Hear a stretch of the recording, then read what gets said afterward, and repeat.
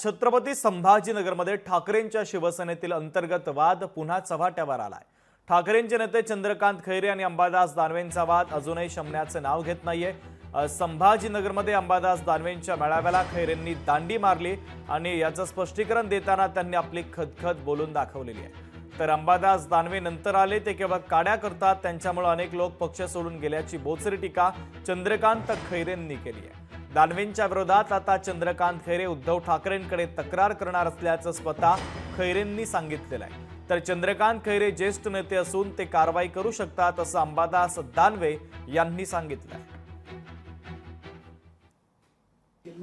मला सांगितलं नाही अंबादास दानवेंनी।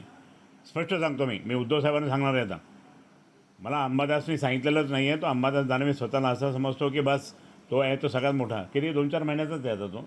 आता जाणार आहे पण मी करणार तक्रार, मी सांगणार। मी परवा मीटिंग आमची त्यावेळेस सांगणार मी। पण तुम्ही आम्हाला त्या ठिकाणी काय समजता, कचरा समजता तुम्ही? अरे शिवसेना मी वाढवली, जेलमध्ये गेलो, लाठ्या खाल्या सगळीकडे गेलो, लॉकअपमध्ये गेलो, सगळं केलं। तुम्ही काय केलं आमच्यासाठी? ही शिवसेना मंत्रिपदापर्यंत त्या ठिकाणी आम्ही होतोच साहेबांच्या आशीर्वादाने।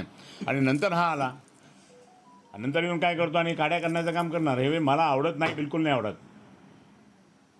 मला कोणी काढू पण शकत नाही, कारण मी कडवट शिवसैनिक, शिवसेना प्रमुख माननीय बाळासाहेब ठाकरेंचा आहे। नागपूरला त्यांच्या काही समाजाचा मेळावा होता, त्याला ते गेले होते। दादा तुम्ही जर काय आयोजन करता त्याच्यात त्यांना प्रमुख मार्गदर्शक होता, तरी ते समाजाच्या मेळाव्याला जातात, म्हणजे दांडीच मार्गी नाही? त्यांना विचार, मला नाका विचार। तर मग दांडी मार्गी आता त्यांनी मागच्या काळात माझ्यावर काय काय बोलले, मी उत्तर दिलं का?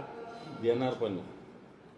ते म्हणतात मला, आता मी त्यांचंच नाव मार्गदर्शक म्हणून टाकलं होतं, तर ते नाही आले, त्याला मी काय करू शकतो? म्हणजे त्यांनी दांडी मार्गी नाही, ते नागपूरला गेले होते, बोलले ते त्यांच्या समाजाचा मेळावा होता।